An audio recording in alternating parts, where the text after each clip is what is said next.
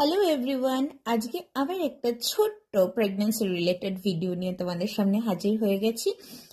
আচ্ছা, ফার্স্ট 3 মাসে প্রচণ্ড নজিয়ার প্রবলেম হয়, মানে বমি পায়, অনেক সময় মাথা ঘোরায়।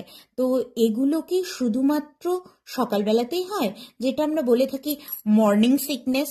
না না, শুধু সকালবেলা হয় না।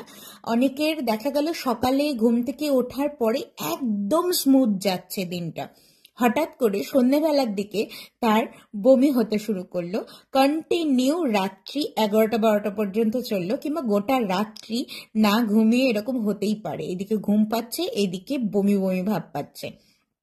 এটা খুব নর্মাল একটা ব্যাপার। কেউ যদি বলে থাকে হ্যাঁ আমার তো মর্নিং সিকনেস হয়, আমার তো রাতে প্রবলেম হয় না, তাহলে ডাক্তার দেখানো উচিত, না না, সেরকম কোনো ব্যাপার নেই।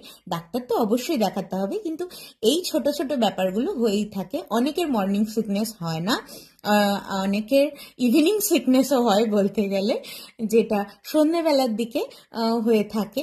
আবার অনেকের সারা দিন এই বমি বমি ভাবটা থাকে।